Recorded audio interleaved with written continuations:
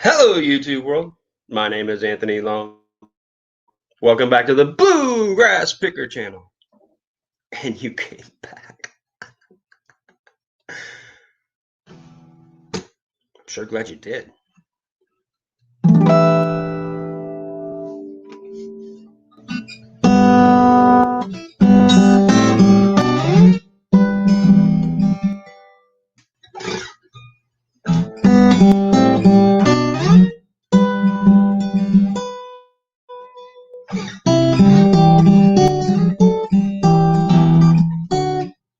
It's been a while since I played this one. Start again.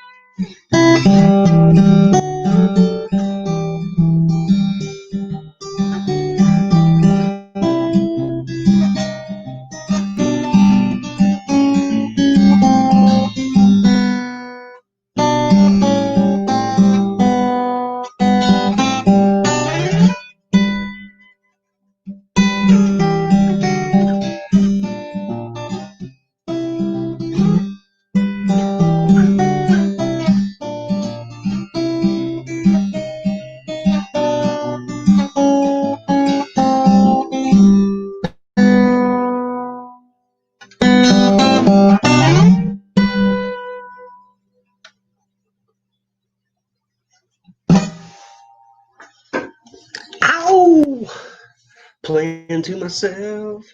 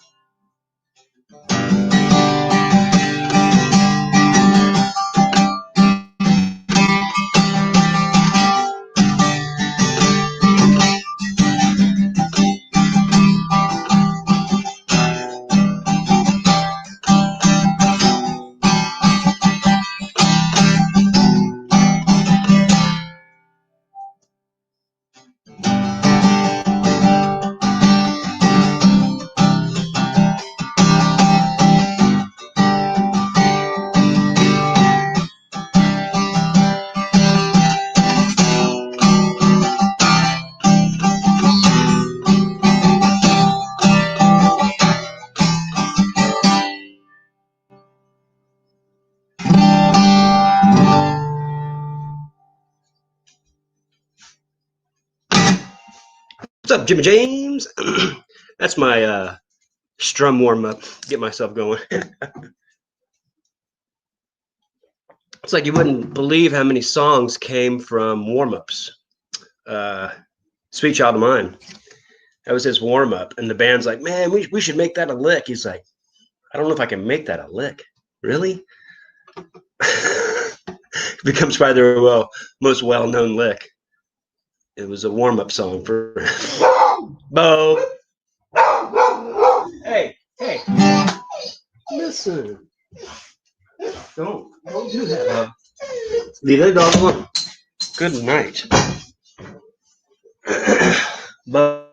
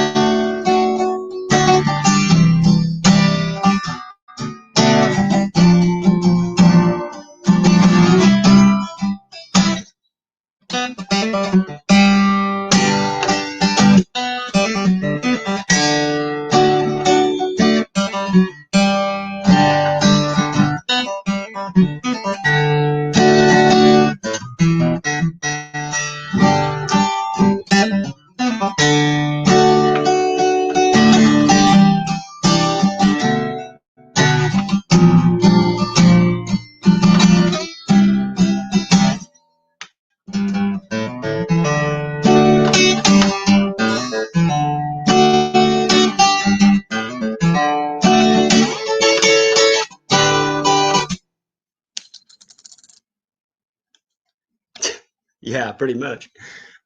Ooh, I'll play this. Since you're in here, you're one of the few people I even appreciate, because I've heard you talk a little bit. I've been learning a new style, and I'm really digging it because bluegrass.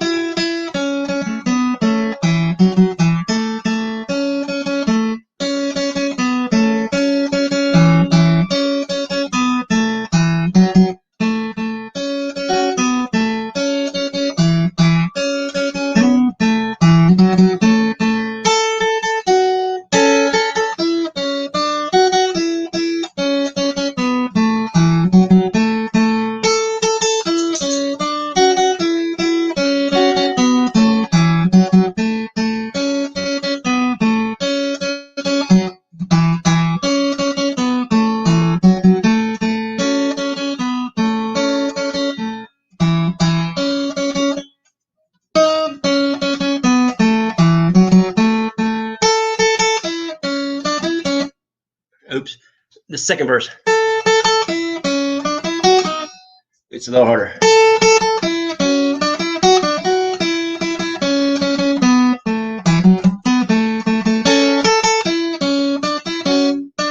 You start this again. Just picked this up a couple of days ago.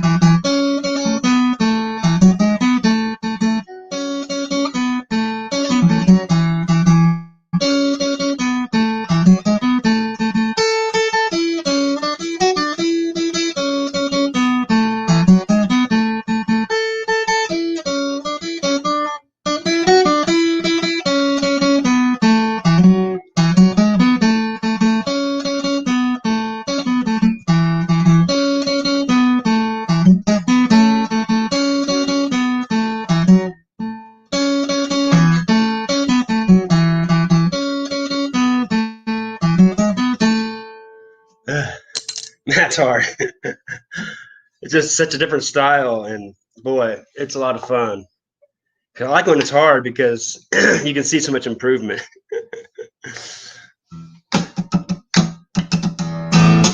That's fun.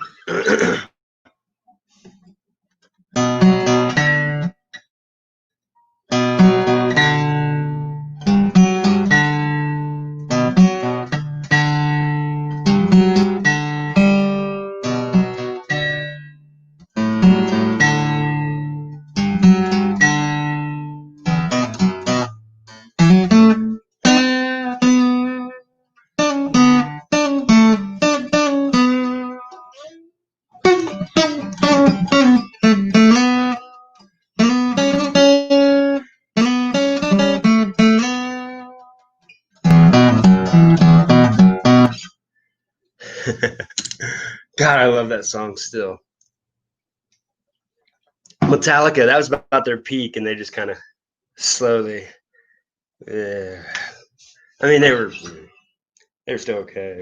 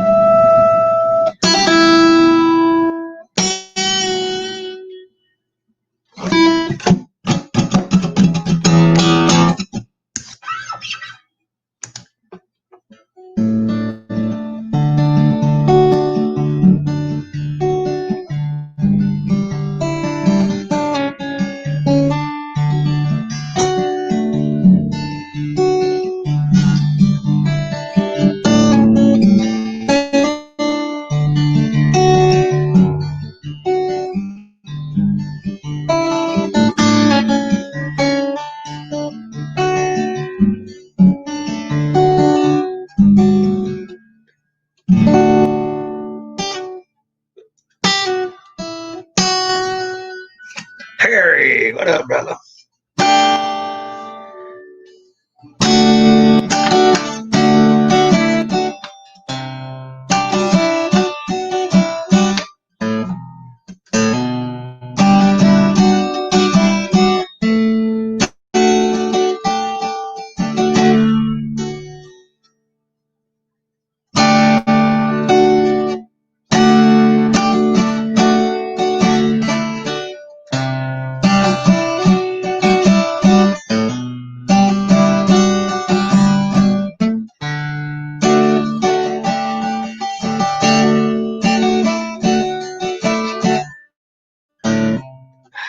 Man, it's such a hard song to play. Jimmy Page.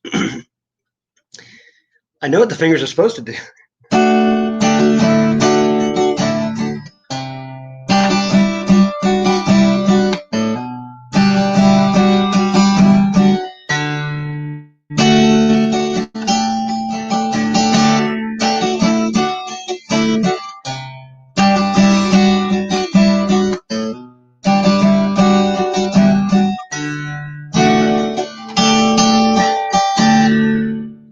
If the sun refused to shine, I would still be loving you.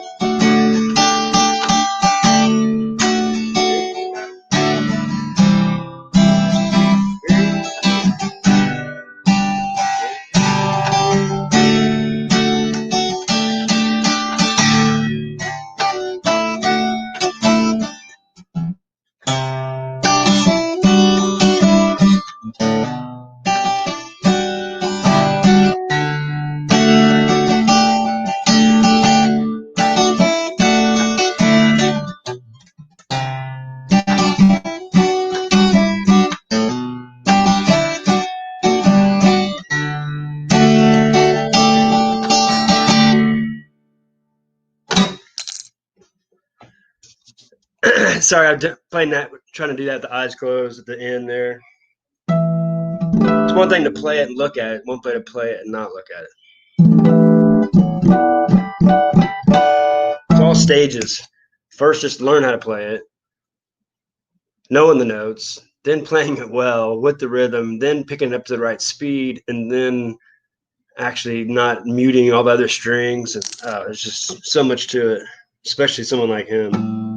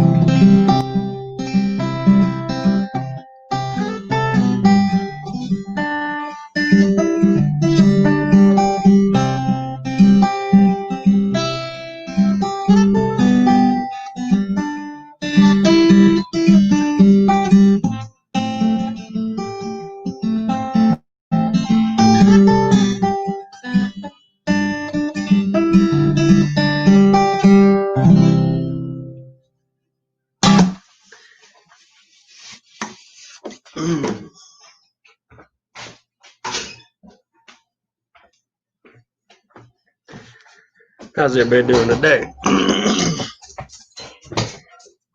My dog wants to play. Oh, hey, Kenneth. Thanks for joining. Hey, someone else knows what that is. I didn't figure. I didn't even say because I don't. That's funny. And there, that's the song I realized how good of a guitar player Eddie Vedder was. Like, oh, he doesn't just sing; he can actually play guitar. He just chooses to have someone that's really good at it. But if you've seen him play, he's great. Laura, stop. I don't know what they're doing today. They can feel my energy about the Chiefs game coming up, I guess. The famous Kentucky Fam. Yeah. He's just whipping through it and he sings it well. And that's a remake, if I remember right? Or is that his song? Well, I can't remember now. Yeah, it's a good video. I think it's a live one where it's like MTV Live, kind of unplugged kind of deal. Yeah, it's studying guitar. It's fascinating how you recognize how much time they put into it. Someone who doesn't get any credit really is Keith Richards. Everybody talks crap on him because all the drugs and stuff, but no one really talks about how just awesome their licks were. I love the Beatles, but when it comes to guitar licks, you could probably say that Keith Richards has better guitar licks. I just think the Beatles are better because they're, but for being that close, I think he doesn't get much credit, I saw a story once where they were talking to Keith Richards, and he was with somebody else. I think it was Mick Jagger, and they were talking about how they would, back when they first got cassette recorders,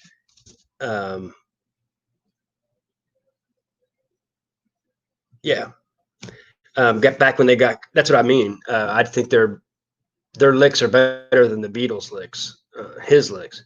But anyway, he said that if it wasn't for Mick Jagger and whoever the bassist was for the Stones recording Keith Richards when he was just wasted, they wouldn't have half the licks they had because he would never have remembered them. But because he was so wasted, he'd be like, "I wrote that. That was good." Sometimes he didn't even know it was him. He's like, "Man, that's good." And they're like, "It's yours." He's like, "Sweet." So, I mean, Cora, please. So,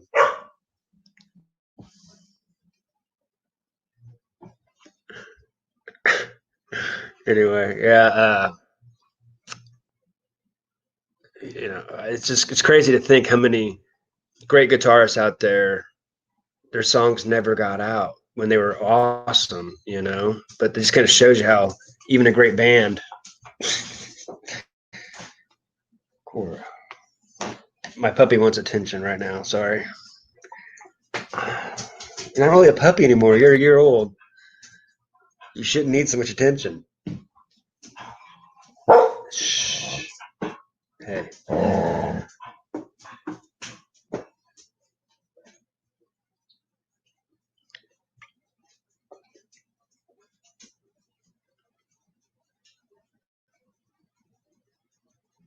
Yeah, Roy Orbison was very clean. Good. He was good. I think a lot of people get judged on their how many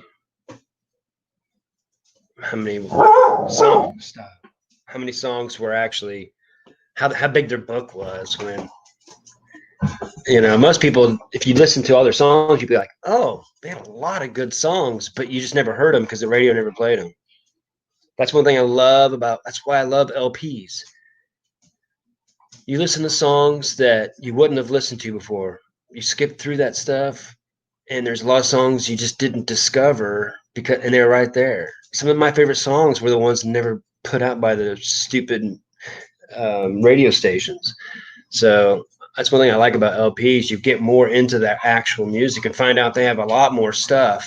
And it must have been frustrating being a musician, having a great band, and knowing that you had better songs. They're not putting them out.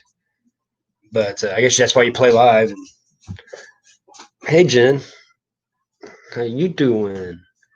I'm just watching a little football. I'm gonna go live later on too, for watching the Chiefs game. I'll do play-by-play reaction, me freaking out.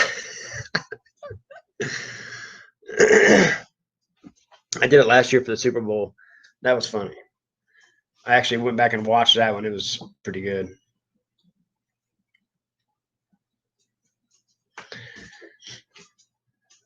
What are you helping Harry with? So he got some jewelry, got some silver. I need to figure that stuff out. I really do. That's one of my goals this year on the reselling of understanding. I got to where I have enough. It's one thing I've learned about this stuff. You stick to your lanes for 80% of your stuff that you want to get. Source mainly what you already know works. Go try things, but don't spend over 50% trying new things when you know something that already works. You know what I mean? And I think I caught myself doing that a little too much. Even though it works, you don't know the sell-through rate. If you already know the sell-through rate of something you're selling and it already sells, if you don't know the sell-through rate, and that's one thing I wish more YouTubers would say, you know, pick up this VCR or whatever.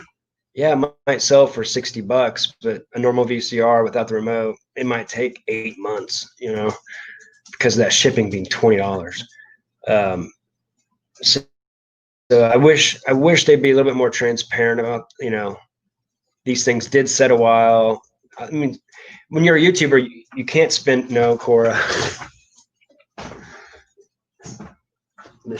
She's pulling. You can't spend a lot of time on YouTube telling everybody how long it took. It would take forever to do videos all the time, but I try to make sure people realize that some of my stuff, you know, how fast it goes, and that's why I like to do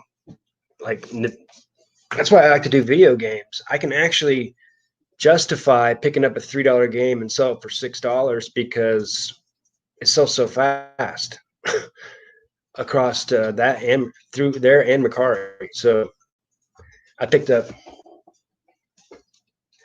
I'll show you my pickups today, Harry.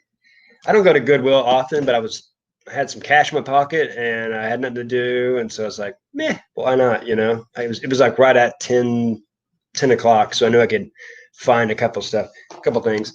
They had this DVD, World War II, The Complete History, 10 DVDs, and I love this kind of stuff. And it was $2, and I know this will sell in my booth for good money. So now I know I can watch it and then sell it because I might be able to sell. This might be one of those you could sell on eBay,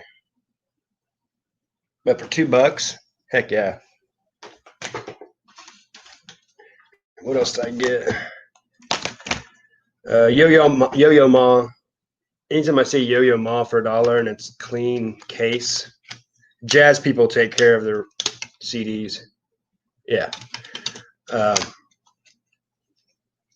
know I can probably sell that. You get a couple more Yo-Yo Ma's, sell like 3 or 4 of those, you'd probably get $15-20. Kind of do the same thing as like you do with books with something. Grand Theft Auto, it always goes for about $10-12, shipping on top. Got it for $3. And this was a sealed. I rarely see sealed at my Goodwill. They had it priced $6, but I looked it up and it goes for $18. So 6 and 18, and it'll probably sell pretty fast because collectors like to buy. You can't find Xbox 360 games still sealed anymore, and a collector likes to have one sealed if it's a game that they like. It sells good enough. So those weren't too bad. Oh yeah, I can't help it. I go over and look at the LPs, and there was 2 Pat Benetars, and they're pretty clean. I didn't even look at the vinyl. I figured they're good enough because they'll sell my booth. Oh yeah, doesn't even look played. Original, yeah, it's the 81 pressing. But I like Pat Benatar, plus people like Pat Benatar for $1 a piece. Heck yeah. I mean, just getting the art is cool, you know? Back then, you know how much it costs to have that cover art for something that anybody can do now with their phone? It's crazy to think about. But so I spent, I think it was $14 they charged me, which I think is supposed to be 15, but I didn't argue. But like anymore, I used to go to Goodwill. And I think, I've heard other people say too that Goodwill's not as good as it used to be. And I think it's because I've noticed the same thing about myself. I used to think some things were good that weren't ever good. And so I used to always go, yeah, Goodwill's great when it really wasn't. I didn't know what I was talking about. So now I'm, a lot more picky. So you kind of think, oh, well, it's not as good. Well, I just pass over a lot of that crap I used to not pass over too. But it is definitely more expensive. Hey, Kent, how you doing? Yeah, me too. And I think that's why people buy them. And that's why, and if you go to that's why if you go and you see people have at a garage sale that has them and don't have the vinyl, it's still worth some good money if you get some of those old, the puffed out on the like Hotel California, I think, or I can't remember. Plus, I bet you can sell them pretty good because there's a lot of people that don't have a good one and they have a great record, so they want people to. They probably would just like DVD or video games. The top 10 channel. I like. Hey Chuck, I'm sorry I missed you there. I was talking. Yeah, I like Harry's top 10. That's pretty good. And it's funny as he did that top 10, and I didn't think of Pink Floyd. I can't believe I didn't think of Pink Floyd. And I would have had the Stones behind. It would have been Beatles, Zeppelin, Floyd, and the Stones for me. But that'd be the only way. It's all still the same 10 pretty much, I think. But yeah, I like it. I like the 10. Your Packers jersey looks red. That's pretty good. Hey, I like Aaron Rodgers a lot. A lot. He reminds me of Patrick Mahomes, his attitude. It's his attitude. They're like calm. They remind me of the great starting pitcher, a guy that never gives up home runs. He's in the biggest game of his life. He gives up 2 home runs in a row. And you go to the next pitch and he's still, it's almost like he forgot about what happened. He don't care. He's playing baseball. You know what I mean? The best pitchers forget about that. It screws up the future. You know what I mean? So I love Aaron Rodgers. I just think that Tom Brady is the same. I think it's going to be. I hate to say. I want Rodgers to win, but man, Tampa Bay looks tough, and we'll see. And that's if the Chiefs can play good against the Bills. I mean, we looked great against the Bills early in the year, but lots changed. But our defense plays good whenever we need them to, and they play good against good offenses for some reason.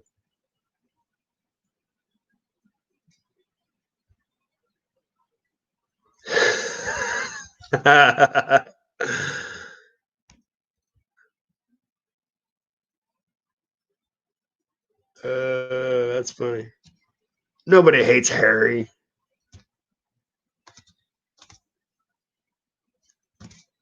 If anybody wants to jump in for a minute, I don't know how long I'm going to go live because I'm going to go live later on during the Chiefs game. Probably not till halftime, but I've listed. I went from 285 listings. Oh, wait, 385 at the end of the year, and I'm currently at 740. So I've over doubled my listings with good listings too. So, and I had like 15 sales for the last 2 days.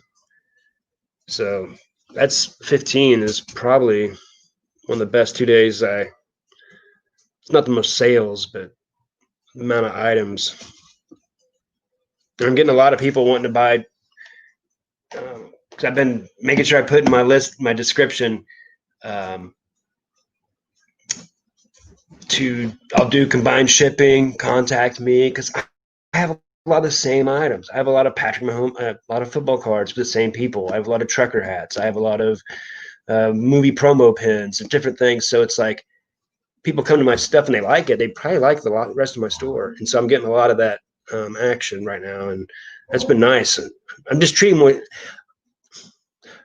I've realized after listening to guys like Kent and Tommy and Zahir and Daily Refinement and stuff, and it's the same thing with YouTube.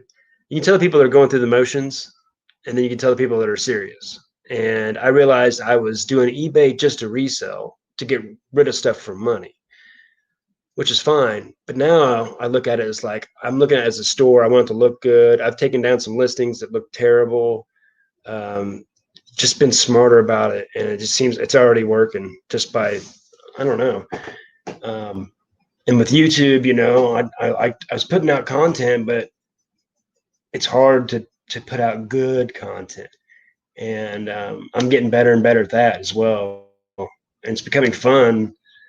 Both of them, like it used to be listing, everybody loves the treasure hunt. Everybody loves to buy it.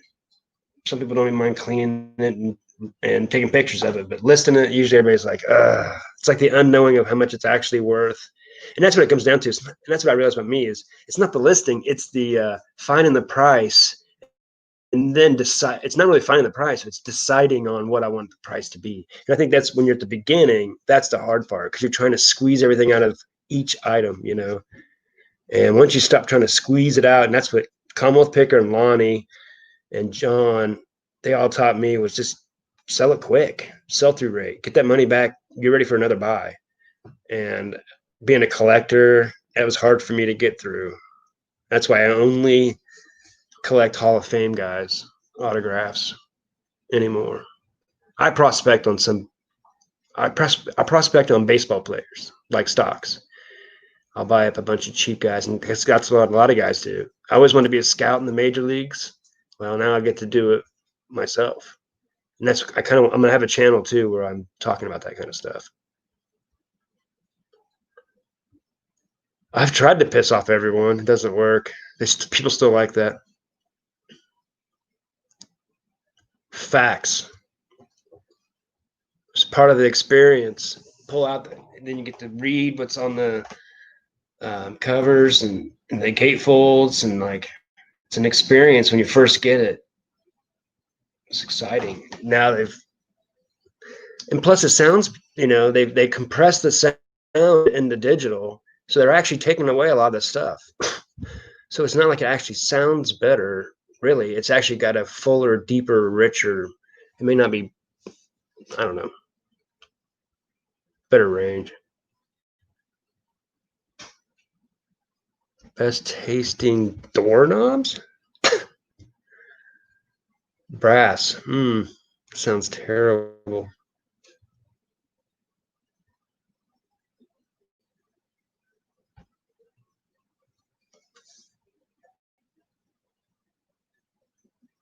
Yeah, I mean that's the literal truth. There's some guys, like, have you ever seen a guy that like does handstands right on the cliffs and stuff, and they did like documentation, and it's like a person sitting down watching TV, but that's what he tells himself. He's just safe. He's fine. Everything's gonna work out. And if you haven't, you ought to go and do the mic'd up of the Super Bowl of Patrick Mahomes. It's one of the best videos because I mean, if you remember the Super Bowl from last year, hey, what's up, brother? Appreciate you for swinging by. I need to send you something. I keep forgetting. I'm gonna write that down right now. I got a good idea for something. But there's this one play in the Super Bowl, and Mahomes is trying to get this first down on third down, and he gets hit by a guy right by the end zone, and we need this first down. He gets hit, and he gets up. He goes, "Nice hit, nice hit, nice hit." He didn't get the first down, but he's still appreciating the moment. The moment was bigger than him, so he's just like almost separated himself from the moment. And it's just like those are the guys that end up winning because they're not making it about them, you know. And that's why I think Aaron Rodgers and him are so much the same. It's like you see Tom Brady on the sidelines and he's talking to his team. You're like, they're not even listening, man. He sounds like Michael from The Office. That's the way, guys. Let me just keep going like that. You're doing good. Like, what was that? It was so weird the way he was talking. Like he didn't even believe it. It's like he's trying to be a leader when he's not.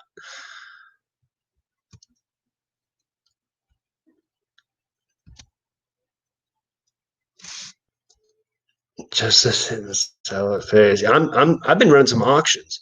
I ran an auction on a N64. They had the Rumble pack or the expansion pack, 7 games. One of them was trilogy, Mortal Kombat, but it was rubbed off really bad, and it had a lime green see-through controller, and that thing's worth 35, $40. So I figured it'd do pretty good, and it did. It went for like 144, but it went global. It went overseas to somebody, which I was surprised because I've talked to the guys overseas, and there's a lot of video games over there, and they can't hardly sell them because there's just too much of them. But I guess I don't know. I've sold 2 things. What else did I sell overseas? Oh, I sold a John Deere trucker hat. Oh yeah, sure not. I forgot to tell you that. I got a trucker hat. It went global. It sold for $38. Um, it's pretty sweet. Trucker hat. It's K products. Um, Another reason why I like to have stuff high because your stuff's worth more money overseas, and I do a lot of most everything is except for I did global shipping on the N64, of course, but most things I'm selling cards. So I sell a lot of baseball cards and football cards to Canada because no one's doing that. Most of the people are selling on eBay sports cards. It's like the same 20 people, and I don't think they must not be. They must not be. I don't know. Yeah, sorry, I'll have to go back and check that out. I think what happened? I think I was listing or something.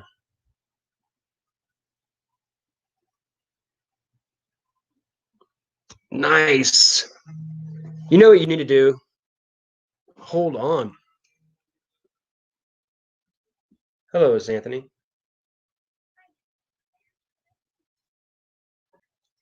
Yeah. Yes. Okay. Hmm. Okay. What's he wanting to pay?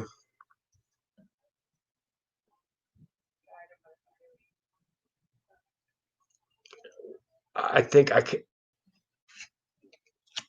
I think I think I had it for 49, but if he wants to do 39.95, that's fine. It's got all those clubs in there.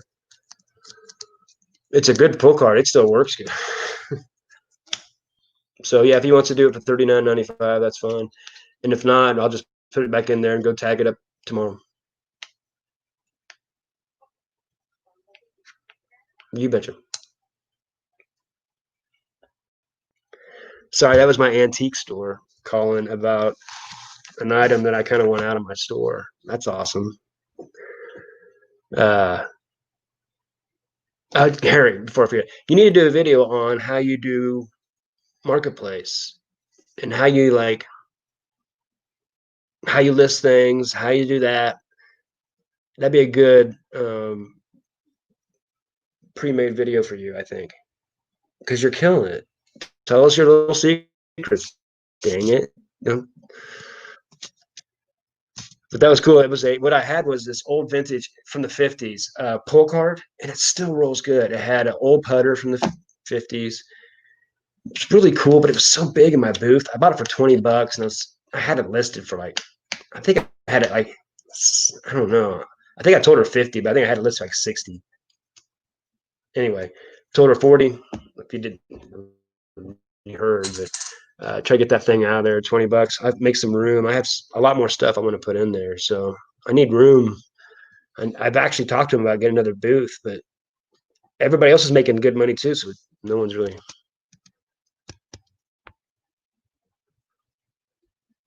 Yeah, he's killing it on Facebook Marketplace.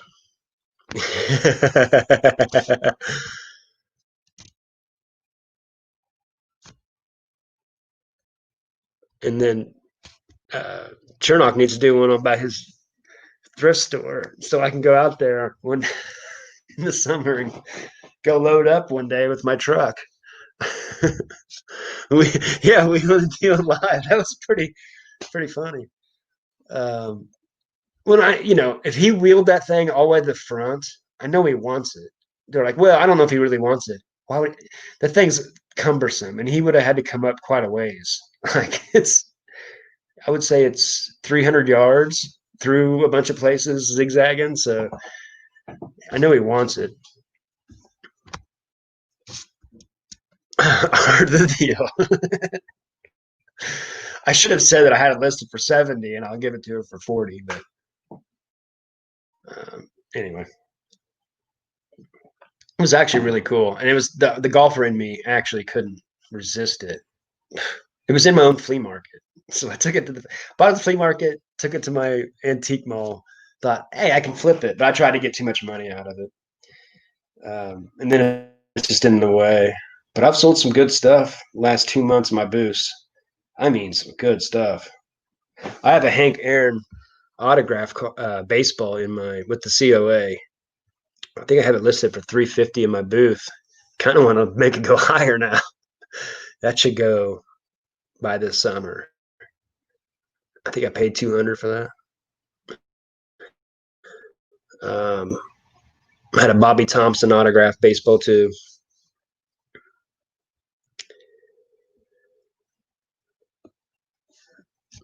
Wouldn't that be fun? Just load up my truck with vintage clothes and trucker hats.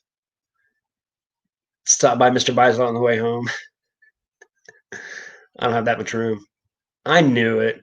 I want the Packers to win, but I just know freaking Brady's going to win. Their team's good.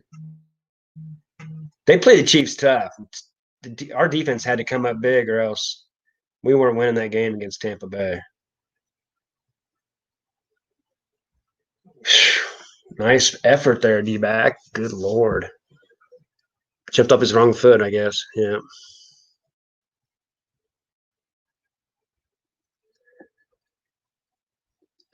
Shut up, Harry. Yeah. I just need to get my there's just not a lot of space in there, I just have so much crap in there. That's another thing too. Now when I buy stuff that sells fast and it is small to store. And that's why sports cards and video games and consoles go fast. Just list those right when you get home. Gone. If you competitive price at least. It's weird how much it fluctuates. No idea that there's like a season on eBay for video games. Right after I was selling real good right before Christmas, and then on my Wii's got to like $80, and now it's already back down to like 60. It's like stock. You got to sell high, sell high, sell high. I should have had them all listed. Now I know. That's what I was telling my buddy the other day. He loves stocks, and stocks are fun to look at, and I kind of like. I have some, but I'm like I like eBay. I like finding these kind of treasures and making way more on returns tomorrow. I don't have to wait. Once you find your niche, I don't have to wait 30 years to get that money out of it. Um, even though, I mean, it's good to invest, honestly.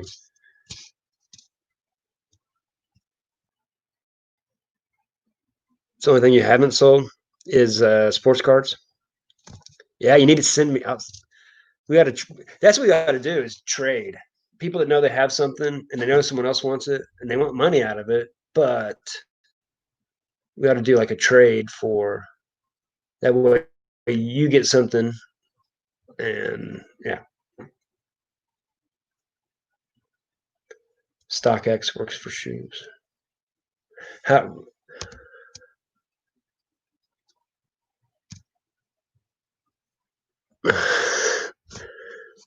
yeah, I'll never regret that stuff. Um, And people have questioned me, and they still question me about selling some of those big autographs I had, but he blew out a kneecap. He dislocated his kneecap, and he got a concussion. Two things have happened that could have ended his career. I don't I don't trust NFL's non-injury forever deal. I just can't. Um, if he goes down now and ends his career, he has as many Super Bowl wins as Trent Dilfer. So um, a lot of it's still based on the hope that he's going to have Tom Brady kind of career, which I think he can. Just staying healthy in the NFL that's why I sell hot. Baseball, I might hold on to. And the ones I had, you couldn't really grade. It's one thing that most people don't understand about grading on baseball cards and football cards. There's big patch cards, and they don't usually grade very well. And when I buy autographs, I usually get something else that looks good in there to help sell. And but it just kind of depends on the card, because they never grade very good when they're thick, because they grade on the corners and you can't cut that thing perfect where it's not fraying a little bit. So they always end up getting killed on the corners or the sides. And so they never get a 10, basically. The autograph will get a 10. So sending it in, getting autographed it only doubles instead of triples or quadruples, if that makes any sense. Which I've got about at least 30 cards to send in. I need to get autographed. I mean, get graded. They're pretty good cards.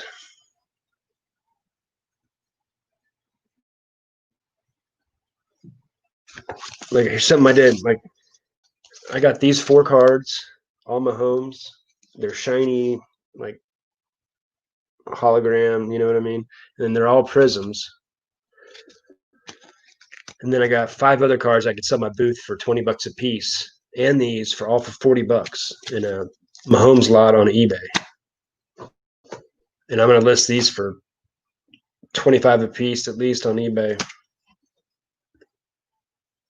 People don't know how to word their listings. People don't see it, and I just do newly listed, and I hit them right when they list stuff and give them offers right away. A lot of people have offers. They don't know how to list. They don't even know they have offers on, and I'll offer them something and they'll be like, yeah, I'll take it.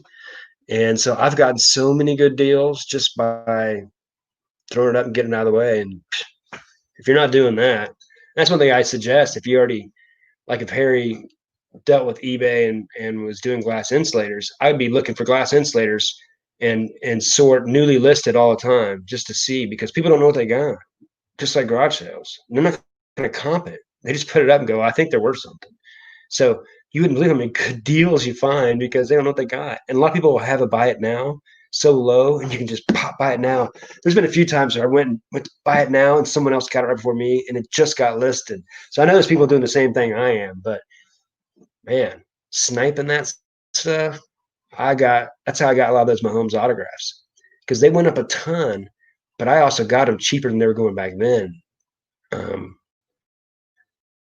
I was using every technique I could to get underneath, get a good ROI on it. Yeah, Tampa-based defense is tough against the Chiefs. If we didn't get some turnovers, we wouldn't have beat them. God, I hope the Packers win. Set those alerts, yeah. Especially that one-off stuff. People don't know what they got. I got a bunch of. I'm gonna try something. Like I said, I try to stick to my lanes mostly anymore, because I like to know what the sell-through rate is, and I don't want my shit sitting there in the store. I like to have a lot of listings, but I don't want them sitting there very long. Yeah, it's sad. But I bought a bunch of vintage underwear with tags still on them from Pirate. He sells them quite a bit. I go on his store.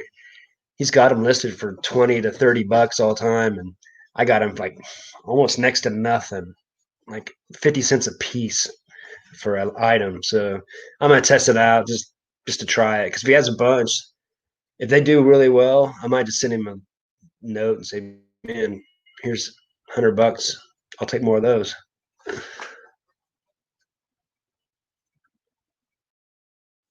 I love. I think everybody knows I like my vinyl. So I sent not Mr. Bislot.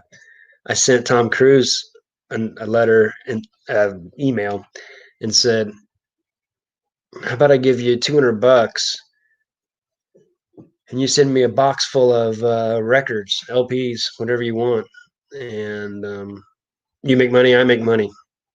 And he goes, "How about 250 and I'll make it epic?" And I sent him 300. I go, "Make it freaking awesome." And he's gonna make it jazz and blues, which I like both, and those are always more valuable to resell. They never make as many of those, and the people that really like music over time eventually come to liking that more because it's just more intricate. But so he's going to send me a box full of cool LPs. And I told him all this stuff I like too. And so then it made me think, I'm like, so I asked Mr. Bislaw because I noticed that he had some posters of Guided by Voices. My buddy, he has the biggest vintage collection I've ever seen, vintage vinyl collection I've ever seen. And I mean, I think he's got between 3 to 5,000. But the difference between him and most people is he listens to every single one of them. And um, his favorite group is Guided by Voices. And so I saw that poster of Guided by Voices in a Mr. Bisalot video, and I'm like, ooh. So I was like, Brian, hey man, I want one, at least one of those Guided by Voices. I don't know if you have more of those. Um, and then I was like, how about if I just send you? Because I was thinking about the thing with Tom Cruise. I'm like, how about I just send you like what I say, $300 to $400, and you just fill a bunch of whatever. And I told him I like to sell sports cards, of course, more of the higher end sports cards. I want to grade stuff, and talking about the posters, and I like vinyl.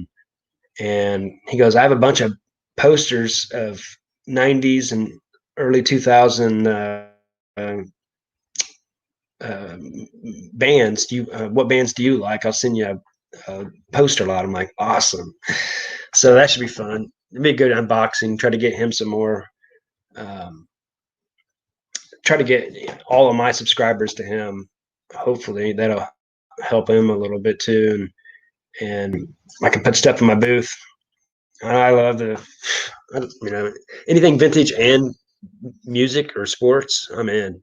I sent Lonnie an offer on something he had in his store because I bought some cards from Lonnie the other day because he had 1990 Upper Deck packs for $25 free shipping, which there's nothing in those packs. I think whose rookie was it? Bernie Williams or something. Nothing really that great, but people like to open them because people from my era used to do it. So I know that there's 36, 34, 30, 36 packs in there for $25. I'm going to sell them for $3 a pack. Probably if they don't sell, I'll sell them for $2 a pack. They'll sell. And, that should be fun. And so I left him a note. And so I went back on there today to see if he had any more cards. They got all bought up, all of them, because he had good deal. He had good prices. And if anybody knows, you can't go to Walmart and find find new stuff. Anyway, I saw he had a Mariano Rivera autograph with Joe Torre in a picture. It's them winning the 2004 championship series or World Series. I can't remember. And it had holograms. It had all the right stuff. And I've looked at his autograph, and it's his. And Mariano Rivera is one of the coolest autographs I've ever seen. And I love Joe Torre. People don't realize he was an MVP. He was a fantastic baseball player and one of the best coaches of all time. So to have 2-on-1, I collect Hall of Fame autographs. So he had a price for $219, which is a good deal. And I sent him an offer of $199 and said, "Hey, I watch all your videos. Uh, I think he knows me. I've been commenting for a long time. I've got to be annoying enough, right? Annoying enough to pay attention to. Um, and and so hopefully maybe he'll send me an offer and I'll be able to buy something from Lonnie that's like collecting, because I don't collect much of anything anymore, which I think that's what I used to do. I used to be more like Harry, but I got to be where I enjoyed selling so much that I got rid of my collection. uh, but that's just where I'm at in my life. I'm sure I'll get to back to collecting at another point. But has anybody seen the Brian video, Mr. Buys a Lot with the Silver Surfer giveaway? Holy no. Spike Lee autograph. I mean, a Stan Lee autograph would be, did I say Spike Lee both times? Stan Lee autograph would be awesome. The Silver Surfer, he said there's 4 in the world. I'm surprised the museum hasn't bought it already. I mean, seriously. It was $19,000, but one of a kind. Freaking Tampa Bay.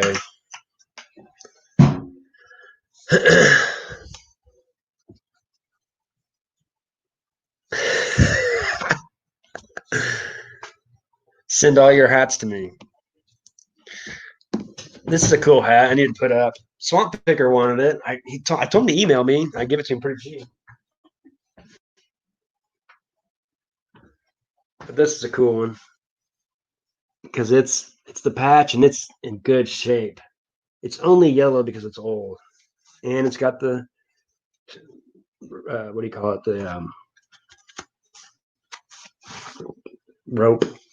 And this is a Louisville, Kentucky, made in USA. I like the Louisville ones better than the K products, even though the K products ones sell better. But this is obviously never worn by the way it's. I mean, you could tell.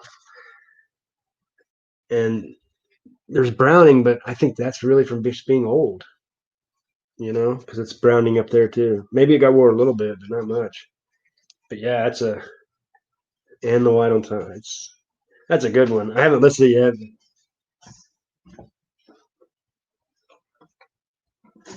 yet. I should put this one up right now. Lambeau Field. What's this say? Filled with tradition. Not the best. Championship Field, 1996. I don't remember where I got this. Cobra caps. I've never seen a Cobra cap.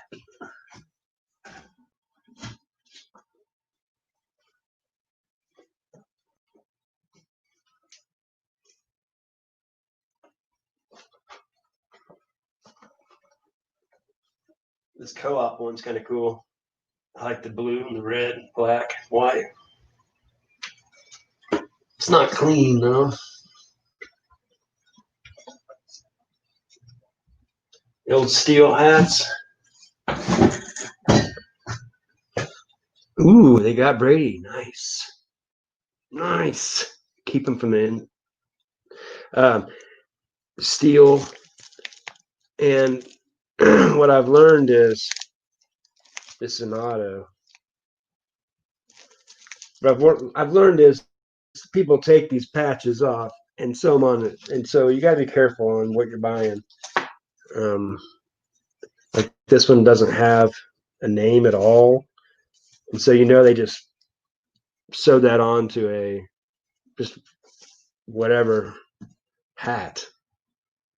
But I'll put that in the listing. I'm going to sell it. That one's not that bad though. This is the one. Can't remember this. Remember when I got the hat, the trucker hat sent in the fruity pebbles box? This is the hat. It was smashed in there. I'm like, really? Fruity pebbles? Right.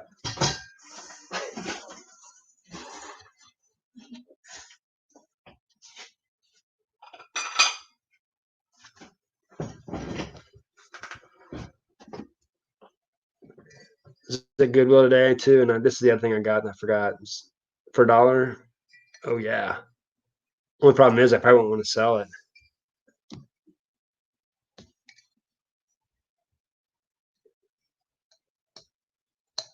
That's like anymore. I usually go to Goodwill and I usually just find like products for my business, like things I need around the house. I don't really find stuff to flip very often. I did today.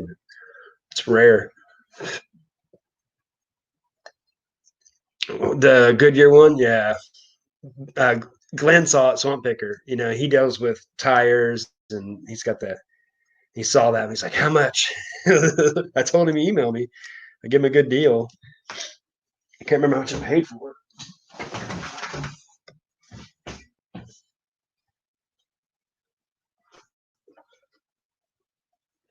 It was a lot. It was a lot, and it came out to $4.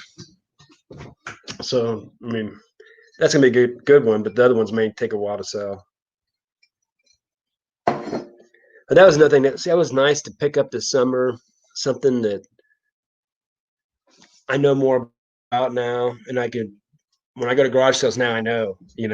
Gosh, it was such valuable information. So thank you, Chernoff, for giving up that information that you didn't need to. That's what I like about our community too. I always think it's about the bolos though, but really I think it's about you know like Tommy Bernard and I don't know why I say Tommy Bernard. Like people don't know who Tommy is. Daily Refinement. Some of these guys that are so scaled that know how to scale up. Mr. Buys a lot and like actually doing things, and so doing things that won't. They're telling you the mistakes not to make, and so who knows the mistakes I would have done if I wouldn't have heard the right way to do it. You know what I mean? And you know what I mean? Okay. I'm writing down all the sayings that I hate, so I'm aware of what they are, and um, so I don't say them. You know what I mean? It's like you're asking for some validation for what you just said. Sounds so stupid. There's so many things we all say that we don't even think about. It's just so dumb. You know what I mean? You know what I'm saying? It is what it is. How's the weather up there? How's the weather down there?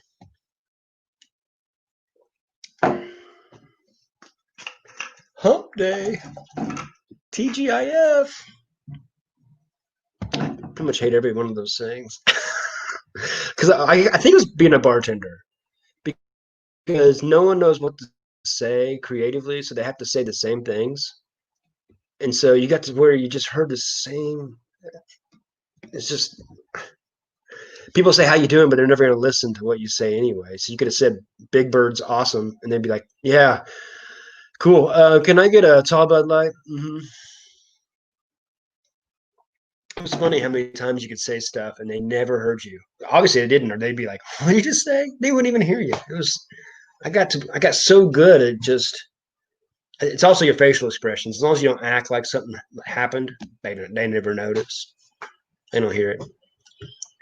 I kind of miss bartending. It was a good mind blow. It was a good way to keep my mind fresh and like, man, I was. It makes you witty. You can't help it.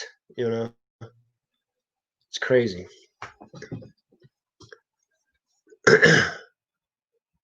Like every shot I would make, and they would ask, like everybody would ask all the time, what the name of it was. Like it matters. Like because every bartender is going to call their shots whatever. And it made me so mad. People come by and go, "That's not a Bahama Mama." Like, it's not Applebee's Bahama Mama. There's other Bahama Mamas. Okay, it's not all the same. Um, but anytime I made a shot, they'd ask what it was. I go, "It's the panty dropper," and they'd be like, "Oh, oh," and just walk away. And just they thought it was so funny, and it worked. So I just stayed doing it because it's truthful.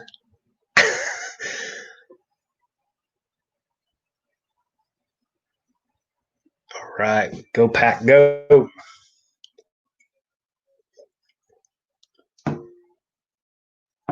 I like Devontae Adams, but I wish they shouldn't let offensive players smash someone else's face mask with their own hand. Defensive player can't do that.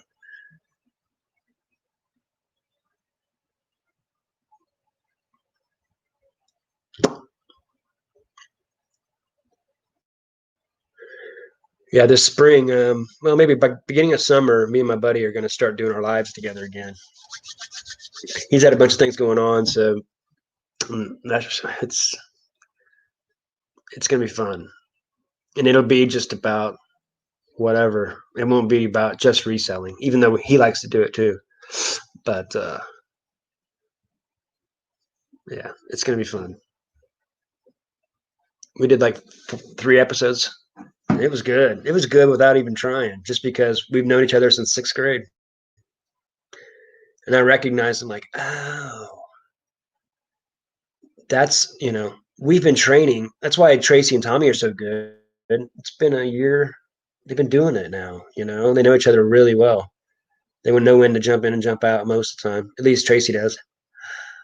But like me and him, we've been doing that naturally for 20 years. We've known each other for 35.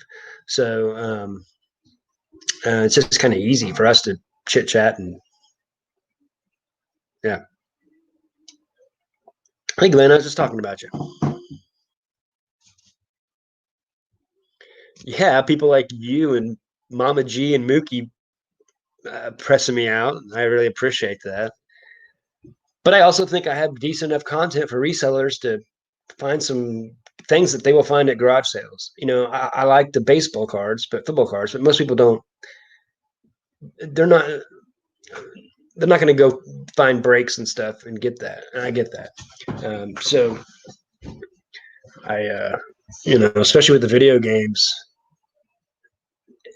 like today I saw Joey Bada Bing. He was doing a premiere and he went to Goodwill and he was going through the PS2 games. He's like, PS2. There's nothing really that good in it. I'm like, not true. You just, it's like anything. You just go type in PS2 games right now and see what's sold. It was Evil Kill or Evil, I forget the name of it, but it goes for like 60, $70. There's a few of them that go pretty good. Now if they're sports games, don't good. None of them will go good, even in any sports, any video games, really, except for Ken Griffey Jr. Baseball probably does good because it was a kick-ass game, probably the best baseball game still.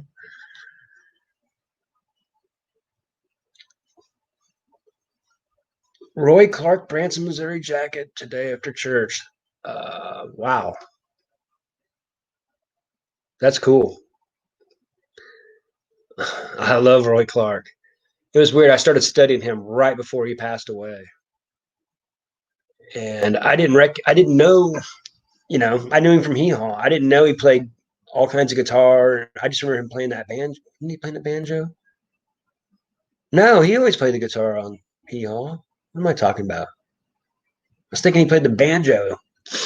I just didn't know how good he was and diverse um, until I started studying him a little bit. It was pretty cool.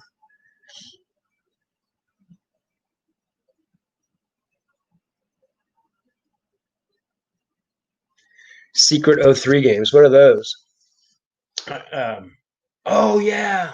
The 3 penny games. I need to. You're right. They're still in the cases and like they're all locked and stuff. I need to go up there and get those myself. Um,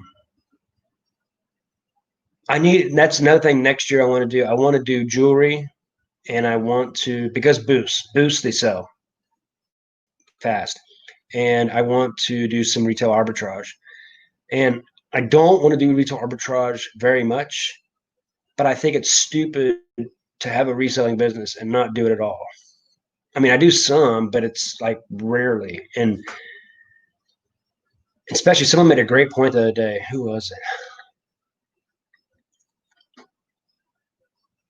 Bearded Picker, I think it was.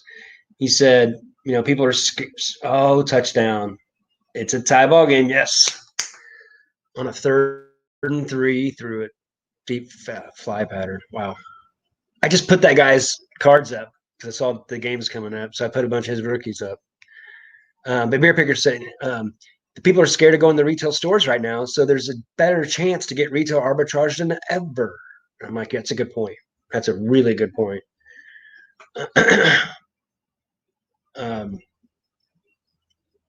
Mainly, too, I realized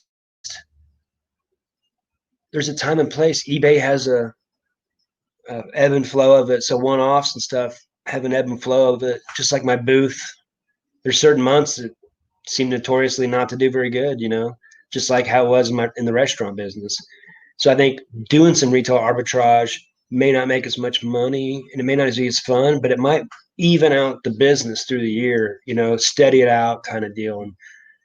And doing retail arbitrage, what we all know is the one thing that's the best about it, one listing, and I won't mind selling it for less percentage return on it because sell them fast.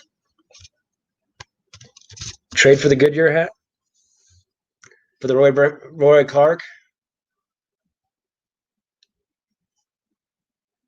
Hey, I think that's a good idea. Shoot me an email and we can chit chat about it.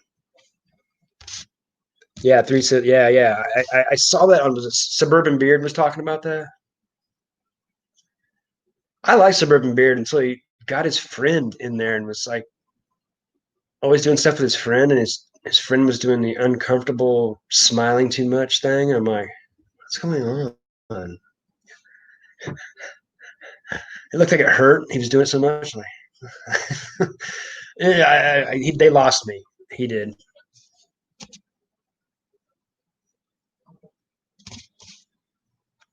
Yeah, it makes sense. I'm stupid not to.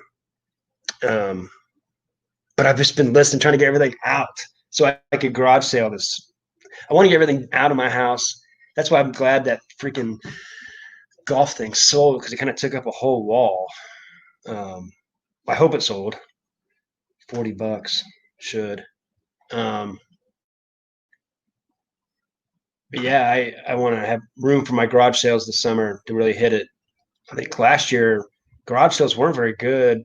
I mean, there were still a lot of garage sales, but they weren't very good when I went to them. So I think a lot of the good garage sales just said, eh. And so I almost think there's going to be more stuff than ever this year. I'm excited. I think I want to do some retail arbitrage, but I've got enough room in a truck where I would actually like to do some storage units just to try. I don't know. We'll see.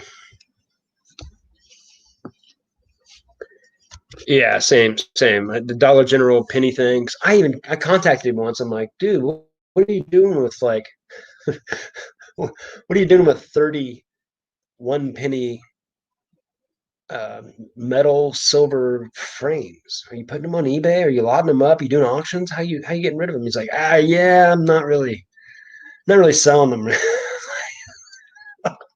So you're just buying them to make videos. I'm like, oh, okay.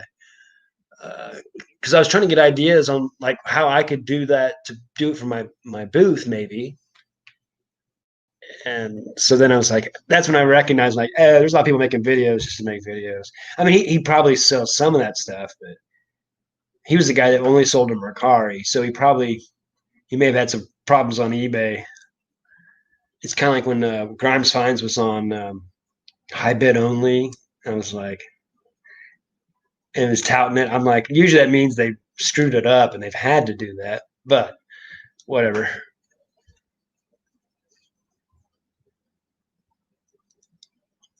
I like Dollar Tree. I like going to Dollar Tree, but I don't like going seeing the videos about. I mean, some of that stuff is not even that great a deal. It's like, ooh, a $5 toy, and it was 20. I'm like, well, maybe, I mean, they're. I guess it's each their own. Hey, how's it going, Steve? Pick up the opposite sex. Yeah, people like watching them. If that's your goal, he's given if if you already go to get deals, he's giving you the alerts. So, I mean, he's giving people something, and it's a certain niche, that's for sure. But for me, it just didn't work.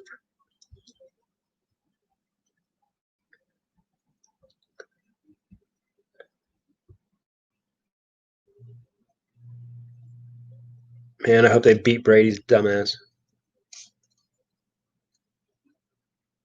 Have you put out a video recently? I haven't seen one come up. I always got to check my alerts. Stupid alerts. I'm glad Kent goes to the daily refinement. He's like the only one I know over there. Except, what's up with James Pruitt? He's everywhere, but I never seen him put out videos. I'm like, I don't understand. He's like telling me how to do videos, but he never does videos. I'm like, where's your video? Uh, I think I've learned that's what I've learned the most about eBay and YouTube. They're very similar. It's like people spend all their energy of trying to like eBay's slow. No, your best items are gone out of your store. Have you put any good new ones in? That should be the next question. And I guarantee you, every time they would say, "Oh yeah, that's probably true. You just need to refresh your dang store." How do I get 1,000 subscribers? Make a good video. Give your subscribers something to watch. Stop. It's not your tags, okay? Should I get better tags? People are spending so much energy on like trying to trick people to get to their channel or trick people to buy something. Just make it good. I don't. Why is this so hard to figure out? And that's gonna be the hard thing if I keep growing with my own channel. Is like not being like Tommy sometimes, being like, no, don't run your business like that, please. You're just hurt. It's like that time when I heard Larry was spending like $70 for the secret Bolo list from Amazon. He's paying us every month, and I'm like, you're not even selling on Amazon. I'm like, what's going on? Um, People are always looking for a shortcut. You just got to have good products, list it right for the right price. I mean, it's like one day I was looking at John's Cincinnati Picker, and I'm sure he probably has a couple stores just because he don't want to show it all, maybe, but he had like 500 listings, 300, no, it's 350 listings. But then you realize he's selling everything really cheap because he sells so fast because there's so many of his subscribers buying from him. I watched Lonnie's video last 3 days. It's like 80% sales to viewers. It's crazy. I even bought stuff because he had sports cars that were so cheap that I could sell those in packs in my booth really easy. Um, it's so smart, and I'm sure if you guys watch Lonnie enough, whenever the stock went down to 23,000, he was buying as much as he could. He was so smart, and so that what he's doing here, this is all smokescreen. What he really does, what he's really into, is over there. You know what I mean? So there's gonna be one day where Lonnie's bye gone. I bet, guarantee it. He'll just be. I don't need to do that no more. See ya. He does it because he's good at it. Doesn't mean he really wants to do it forever. But I guarantee you, he made a lot of money. He will make a lot of money off buying real low. He was buying up Tesla, Ford, bunch of stuff that was real. It shouldn't be that low. It was just people jumping out of the market for a minute, protecting their money because they didn't know. But yeah, I find those guys so interesting that even John doesn't seem to like resell that much anymore. He just kind of does it for the videos. And I'm sure everybody likes it. Riley Roots does the same thing. You get to a certain point, you've scaled up so far that it doesn't make sense to go to Goodwill anymore when you're making $8,000 a month on YouTube. Makes more sense to make more videos, not spend an hour looking at stupid Goodwill, hoping to find 3 $1 CDs, like I did today. And that's what I think. I always realize is like, I always try to think about it. It's like, if you scale up too much, you might take away the fun that you actually liked about the whole thing.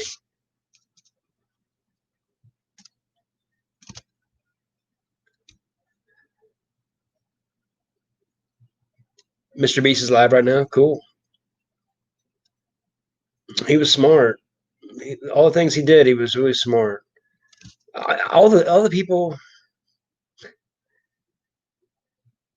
most of the people that are really big like that, not just in YouTube and in life, gave away free stuff for a long time. And like him, he just keeps giving away free stuff. You know, people love that. Yeah. I like Chris because I see where I know if I'm gonna do eBay, if I'm gonna keep doing it, why wouldn't I scale it up? You know what I mean? So when I'm looking at people on YouTube that has scaled it up, it's about it.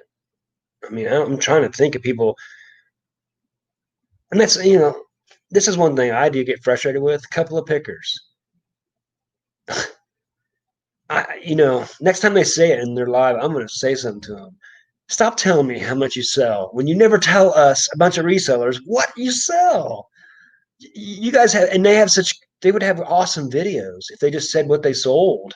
And I know they might kind of screw some of the market, maybe, but I mean, I miss them. I miss them going live, but they have so many bolos, and they might say, yeah, we do patterns, and they just kind of give generalities of what they kind of sell, but not what they're selling. And I wish they would, because it would be more interaction with them, and I don't see them very often. I miss them. I'm way behind. Sorry. You can pay $10 to send a picture to send to the moon. Yeah, Lonnie's just Candace. I love it. I love them two together. It's so much fun watching them banter. Her say Mother Packer today. It's just so funny. He goes, "Did you just say Mother Packer?" It's just, I mean, his videos were always good, but now you got this little side funny, and then you got Pippin over there. And it's like having Craigslist Hunter putting out a video every day. Like maybe I'm wrong, but it doesn't seem like Craigslist puts out one every day. It's like 5 a week, I guess.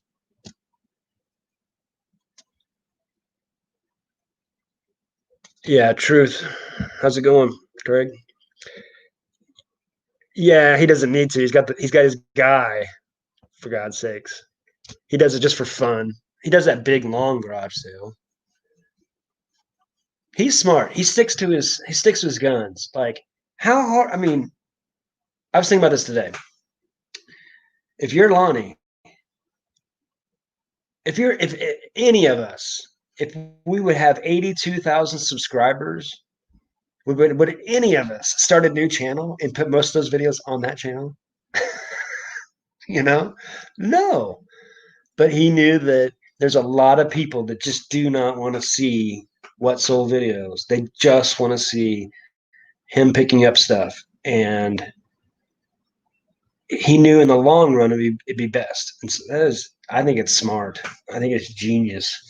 Um, and plus, you're going to be cross posting from those same people. And so you're going to got a good head start. And yeah, I mean, he's genius.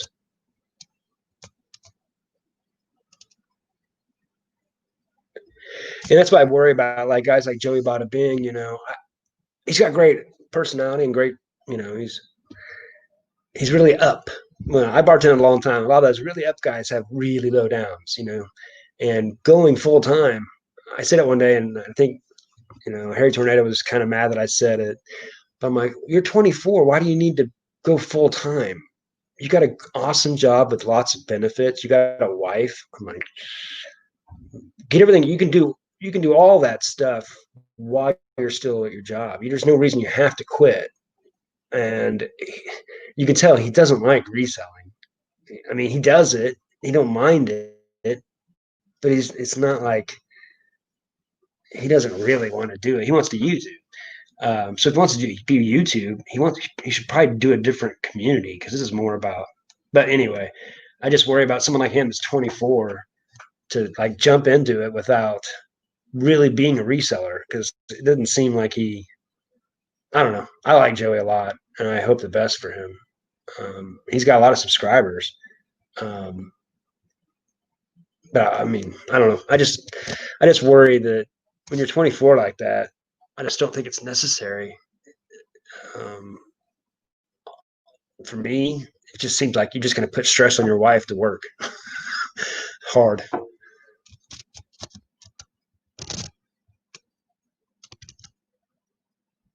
Sounds good, Glenn. And I like Joey. I have a thing for anybody that was a baseball guy, and he was a baseball player, a pretty good one. That's one thing he never talks about. He's pretty humble about it. I think he was a really good one.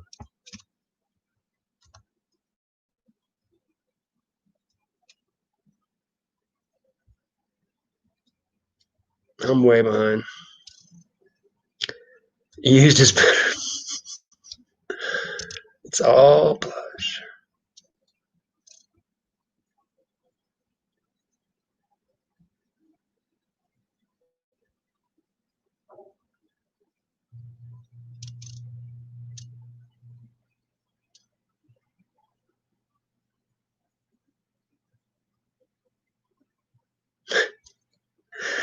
Yeah, I was thinking about that. I'm like, if I actually had subscribers where I had merch, I'm like, that'd be a good merch thing is to have a IKEA bag with your big ass stupid face on it.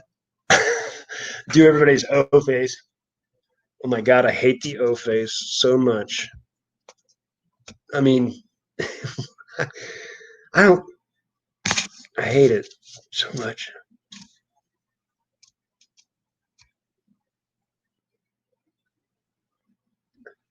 Yeah, I don't blame. Yeah, and I've heard him even say that he likes reselling, but it's not like some passion of his. So it'd make more sense to be in another niche because I mean, it's like there's only. I mean, look at Rally Roots. It's almost like there's only 200,000 people that go on YouTube to look for reselling. There's a plateau there. So if he goes into something else, that's why for me, like if I'm going to make money, I know how I'll make money. It's not this way, but I like it because I teach what I know, and I think all of us know that no one, none of your friends, and no one in your family gives a rat's ass about reselling.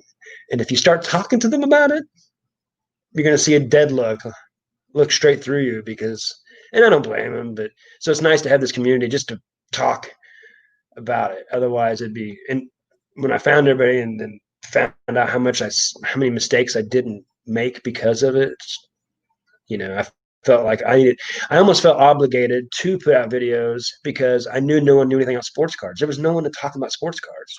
So I'm like, well, I need to let people know that the sports cards were something because all the time, everybody goes, oh, sports cards aren't worth nothing. You might as well just throw them away. I'm like, what the hell are you talking about? Like, there's like 3 years that aren't worth anything. Three? Like, no, that's not true. Um, uh, and so that's why I felt like I was obligated to help some of the people that would just pass over that stuff. And then, of course, that's when a year later, Gary Vee came out and said that he's invested in sports cards, and it blew the hell up. Gary Vee made me a bunch of money telling everybody that. If he wouldn't have told everybody that before the shutdown, lawn in order, IKEA bags. You listen. Hey, Kathy, how's it going?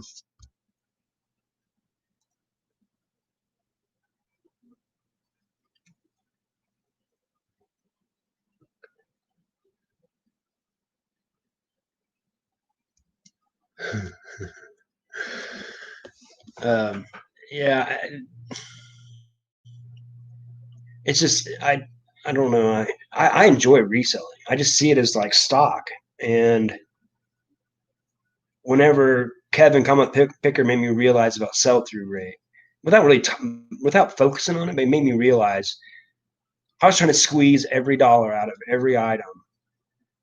it's more fun if I have more fun hunting, sell through that shit as fast as possible, then you do more hunting. It's pretty simple, but people are trying to squeeze, you know, it's cool to squeeze a great deal, but who who cares about it other than you? And you could have made so much more money on that in the long run. Like I was saying earlier about the autograph Mahomes cards that I sold. The people that say, "Oh, I can't believe you sold that. I would never have sold that." Those same people would never have sold that card. They wait 20 years from now. They'll just say, "Oh, it's worth $20,000," and they're just going to hold it and never sell it. So it never did them any good. The only time they're going to sell it is when it goes down, or they're probably going to die with it sitting there. So it did them no good. I sold the card, made 1,200 on a $2,000 card. How much money am I going to make on that 1,200 in 20 years? It's a no brainer for me.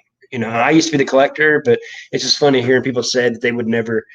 Oh, I would have kept it. It's going to be worth more. Yeah, but you never would have sold it. So it doesn't matter if it was worth more. But they don't get that. Even when you say that, they don't understand what you just said most of the time. I still, people watch some of those old videos and still give me crap about it. I'm like, yeah, he's been injured twice pretty severely since, and he could have never played again. So, yeah.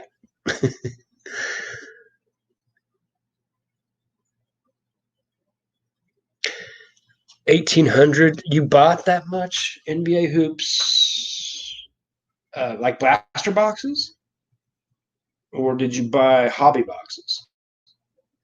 Because I don't, if I was getting them retail like Walmart stuff, I would always sell a box. I wouldn't open them because the autographs just aren't as the high end stuff isn't near as good as hobby most of the time. They make them that way for at least. Um, but I would sell them and flip them sealed for sure. But I can never find them here. I still look every once in a while, but last time I went to a Walmart, they didn't even have a section for the Magic Pokemon. Usually a big section by the checkout. Wasn't even a section anymore. It's like some video they talked about how employees they're selling to the employees before they get there, and they're just letting the employees take them away.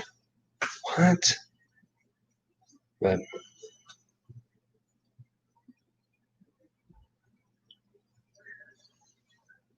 Snead's good. He's really good. Underrated. Blasters, megas, and hangers. Yeah, I mean, I need to watch that video. I don't know how I missed it. I like your videos. You got to show your face, man. You got to show yourself. People, and it's not because I give a crap. It's just that the normal human being in America wants to see who you are. Unfortunately, but you shouldn't worry about that. You never know what people are into, or not. But who gives a shit? Who cares about other people's opinions? F them. I'm glad I got that in me. I like to hear people try to come at me. I just always look at them like, oh, you're sad. I wish you weren't sad. I learned that from bartending. You have to have thick skin real quick. It's, it's like me. Uh, I like most types of girls, but if you're going to say, what type of girl do you like? Red hair, really light skin and freckles. I like that. Uh, Japanese girls. I like that. Uh, I don't really care, but I mean, I think a lot of people that if you have red hair and you have light skin and with freckles, you think it's just awful. You know what I mean? You don't realize there's guys that are like, that's my favorite. You know what I mean? So just put yourself out there and you'll be fine. You're a good reseller, Chris, and you got Amazon too. So that's one up on me right there. And you got a niche that everybody knows that works, and you kind of have you need to do plush videos, just videos on plush. You need to do videos on I mean, if I was you, I would just go plush, eBay, what sold, see what's selling the best. Just because you're already messing with it so much, you need to be on the lookout yourself, and then do a video on this is what's selling the best. This is what to look for. How I sell them, how am I shipping my plush out? And because you got good videos, you put up some good videos like those. Thousand's not very far away. Oh, you didn't put one out yet? Okay. Well, it's because everybody likes the selfies. It's just because of the selfie generation. But I mean, you also feel, I do like seeing someone's face because you trust them more. You trust what they're saying.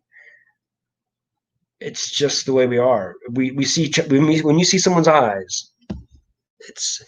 I mean, I think all of us know, like in all of our major relationships, it was something about when we saw each other in the eyes. It's just different. What up, sleepless hustler? Are you gonna change your name back to Resale King? I like Resale King better.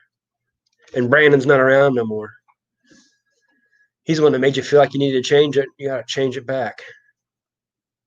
He's like, well, you are not named King. I remember that. You should just get it back. Cheers. You haven't been going live or been around much anymore either. You've been working. You work a lot, so you probably just have different priorities right now.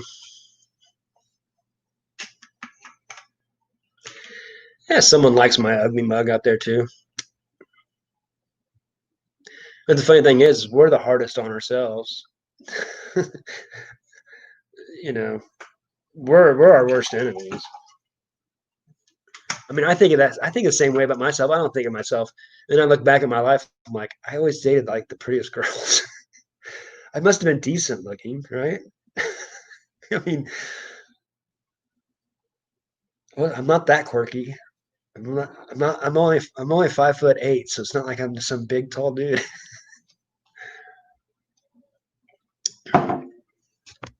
I think you should. I like it better. Resale King.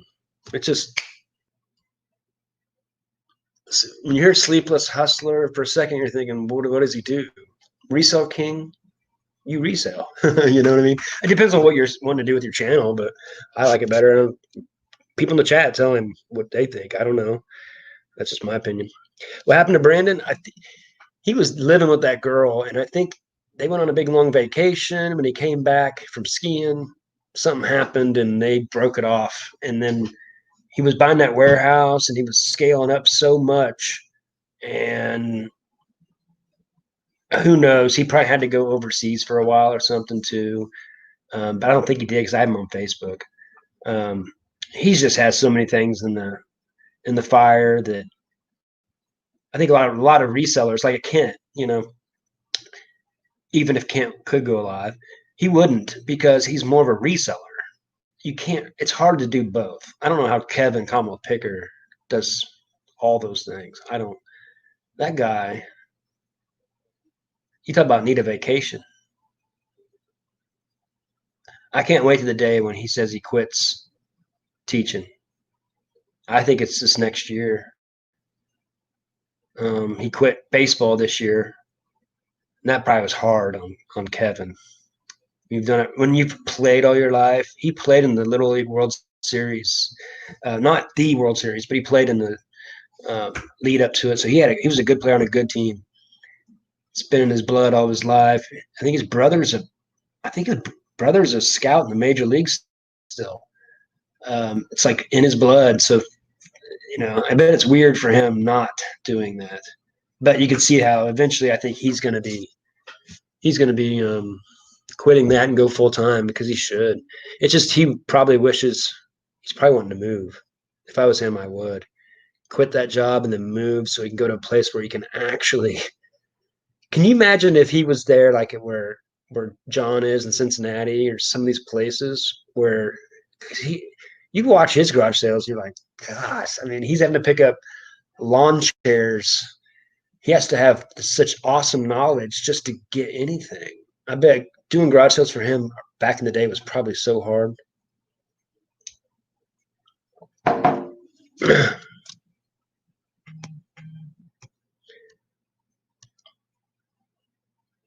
Well, resale hustle, the hustling reseller. I don't know. I mean, I was just saying, not that your name's terrible, but sleepless hustler. he commented like, "Oh, cool. I hope he comes back." He was fun. There was that that Florida flipper. He kind of did the same thing. He started working for Goodwill, like running their like online business or something for vintage clothes, blue boxes or something. I can't remember what it was. He was doing pretty good.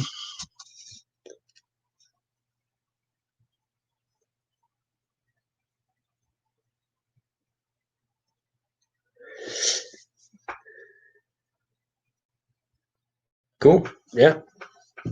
Show people. There's a lot of people that are doing DoorDash that want to find out new secrets and how to do it. And right now, yeah, it was a good place to be last year. You probably made some pretty good money always being busy. Um, I remember your videos when you were listing stuff while you're in your car, waiting for people doing, I think you were doing Uber then. That was funny. I'm pretty sure that was you. But I thought it was a good video. It was good showing the process. I told that to Drew the other day, Profit Monsters. I watch his videos, I'm sure it's like people they'll watch my videos, but it doesn't really hit them. And that's kind of how I am with Drew. I like it, but he's selling a different thing than I am. It's all vintage clothes and shoes, and I just don't get into that. But his last video, and it was the Rally Roots one. I told him, I think that was the best video you had, and it has nothing to do with Rally Roots or the pickup. It was because he showed all the process of picking them up, driving there, storing them, clean. He's showing the whole process, and I think that's what, as resellers, what we like more than anything is we're trying to find better processes, better, because we know that's how we scale up and how we make more money. It's getting your processes down. I didn't start like listing. I didn't start liking listing until I got an area where it was designated for listing that was set, so I could just go to it and list and didn't have to make it all the time.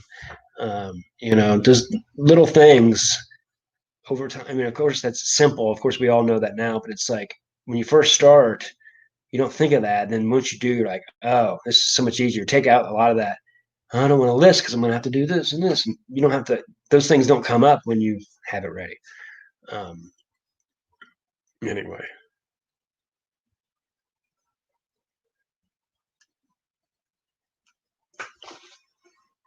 I doubled my listings on eBay this last, not even a month. And I've got a lot of new things going up. I've ordered a few things too that are coming in. That's what I like about like YouTube auctions. I'm really particular, but every once in a while, like the other day when I saw the N64 lot, I'm like, oh yeah, I'll get that money 3 days after I get that back. So I'll buy some of that stuff, but I don't take chances on, I'm surprised. I don't know how people don't get it when they're resellers, that when they're selling, some of these people have auctions and they sell one thing at a time. I'm like, what are you doing? We're a bunch of resellers. If you have 30 people in your chat, it's going to be hard to find people for one item, especially clothing. Good Lord. It's just like wasting your time sitting around asking people to buy this one thing. Who has that much time? I guess I'm sitting here talking to my laptop.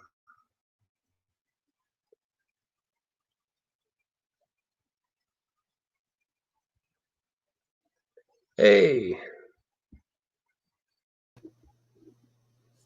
Hey, how's it going? I'm doing, man. So you watching the game? Yeah, I got it over here, just kind of watching it over the top. It's a pretty good game so far.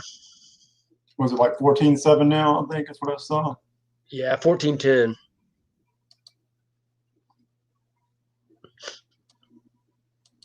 Two great quarterbacks. You don't see this very often.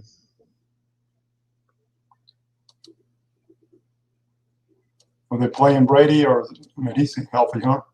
Yeah, Brady and against Rodgers.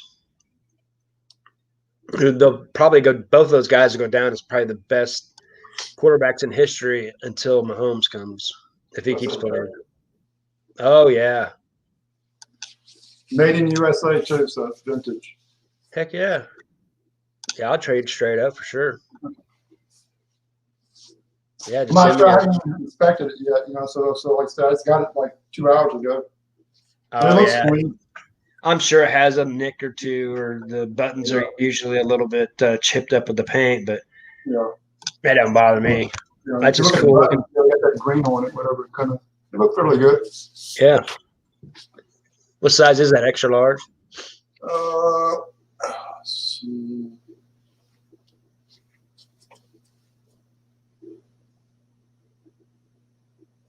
Doesn't say. It says lining. Da, da, da. Yeah, doesn't matter. 55,000 followers on Poshmark. Wow. Well, it might be. I don't do It Poshmark. might be a 4X. You see? Oh, wow. I mean, which it doesn't look that big, but it says 4XL. Huh. I knew it looked big, but 4X, huh? That's cool. You'll hang it up. We don't get messed up. Sure. I don't do Poshmark. So you sell a lot of clothes on Poshmark, or do you sell other things? Not a whole lot, but cross post and all that. So I you got a just lot do of like hats. I got probably about 20 hats on there and a lot of T-shirts. And it's good for selling shoes because, like I said, with eBay, I mean, it's a flat, $7, $8 or something, ship a pair of shoes anywhere in the country. So that's kind of nice, on stuff like that, Yeah. Anything up to 5 pounds, you can ship it, around $8. Makes sense. Yeah, I just haven't messed with it. I have a few things up on Mercari because they do a little better on Mercari, but you just don't get as many eyes over there on Mercari, it seems like. Right. Main reason too, it's easy, fairly easy. I mean, I know you got all that sharing stuff. I don't do a lot of sharing, but it's, you just take pictures and you don't get charged for it until you actually sell it, Right. Yeah, I think that's a cool hat. And it's in good shape, and the brim. Yeah. That brim is still. Yeah, it looks flat and all perfect. that. I don't think it will. About the foam inside, there's no foam deteriorating there or anything like that, huh? And like it looks like it hadn't, it looks like it has never been worn, really. Right. The way it's shaped, But I mean, it does look brown, but I think that's just because it's old. It looks more like dust. But yeah, the patch looks perfect. Yeah, it looks like maybe they were worn during like the short track or race car days or something like that, Yep. That's what it looks like to me. It looks like you'd be wearing this in like maybe 70s. You might be wearing this at the racetrack. 70s were very early 80s, I don't even remember that. Just in the 80s, I don't even remember that. Well, see, I'm from Missouri, and we saw a lot more Louisville here than K products. So I like the Louisville stuff better than K products, K brand. But that's just me. All right. Yeah, what was I going to list today? Vintage panties. I don't know if we'll see how that does. I guess you need to watch Storage Auction Pirates, Mike. I mean, he sells a lot of that stuff. So that's where I got them. They were real cheap one day. There was like no one in there. It was like $35, and it was like 20. No, yeah, it was like $26 or 26 pieces. So it was like $1 a piece. And so it's like I could take a chance. They're they got the tag, they have a barcode. It should be somewhat simple to list.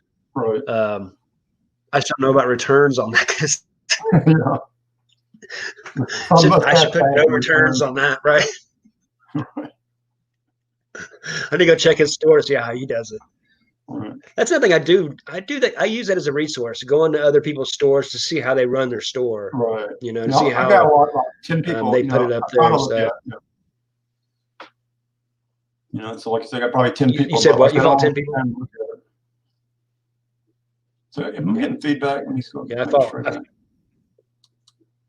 I think Lonnie sent me an offer for that Mariano Rivera autograph.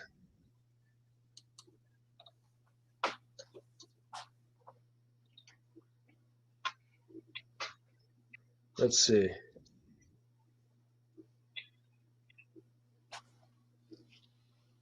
No, he didn't. I think he retracted it, or maybe it got sold. I could have swore he sent me an offer. Oh well. Well, why did you offer? I thought he did. Maybe I'm wrong.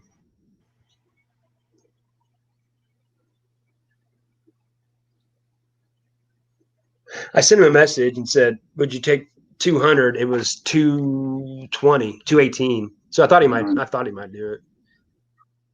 Yeah, Lonnie. Someone joining us here.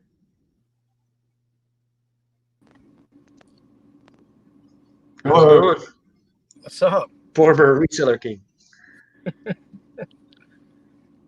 Former reseller king. What you out doing today? Making a, I don't know if you can see it or not, making a little bit of money. Door dashing. They're paying Nice. $4 extra over here. So So do you like kind of? Do you like set up shop close to like the same places where you know people call a lot, so you could be the first one? Well, I live in a DoorDash area, so I can go home and do whatever I want, and then get a dash and leave and run out. So That's handy. That's the benefits of being so close to a town. So you live close to a lot of restaurants and all that, so you don't have to really. We only have 4 or 5 restaurants that do DoorDash. Okay. And they're all within, I mean, literally walking distance of me. Right. Yeah. Around here, I'm not sure how it would work. It all spread out, you know, even like certain neighborhoods, you know. Yeah, I've done 2 so far, and both of them combined is paid almost $22. Right. But, And well, maybe with the football game, you might get a little bit extra. I'm not sure, but Super Bowl weekend, that'd be a good weekend to work. yeah, they're planning on being real busy on Super Bowl, and I think they're paying like $5 extra delivery. Well, so that'd be worth it, you know. Are tips better? Score. Are tips better on certain days? Not really. I mean, I could tell usually if it says like a certain amount and then plus, that means there's a decent amount of tip added onto it. So like I took somebody donated a bunch of food to the hospital, and they just decided like $8 plus. Well, when I got there, it was like a $19 tip onto it. So yeah, it's kind of nice. That whole order. Yeah, I bartended for 12 years, and it was funny because people would throw money at me there, and most of my customers were just servers. How you doing? And so I mean, they were just. Say what? Sorry, guys. I'm gonna go. I'll get with you tomorrow. Take it easy. On your address and all that tomorrow, and we can figure out. Sounds good. Okay, thanks, man. Yeah, I got your messages. So yeah. Okay, great, man. But yeah, when I bartended, people just throw money at me. But now that I mow yards for a living, people are they're so tight with their money and so cheap. I'm like, and most of my customers back then, they weren't drinkers. They were just sitting there because they didn't want to wait to go out there. And so I had a lot of awesome people, and it was hard to quit because taking people drinks, making them drinks and taking them food, and they give you cash. It's hard to pass. It's hard to stop. Right? I know. I mean, I get cash tips too sometimes. So. Right. But the hours suck, Well, here lately, I'm a morning person. Added on. Yeah, I'm a morning person, so for me, it's like, working in a restaurant, you couldn't start making money till like 11 o'clock, and then I don't want to work late at night, so the hours sucked. So that's the one thing that was really a problem. But what I like about DoorDash is if you do 100 dashes in a month period, and you keep your rating up at a decent pace, that you can dash anytime and you'll be the first one that they give orders to. So like So when they start that's paying a good idea. yeah, when they start paying the big bucks, There's got to be that's when they something. start logging in. Yeah, there's got to be. You got to have some incentives when you have employees, or else they're not gonna do good. I'm sorry. Right. I learned that. Trying to trying to hire on people for my business. Like, if they're not part of your business, they're gonna treat it like crap. Yeah. And that's hard to figure out how you're gonna do that.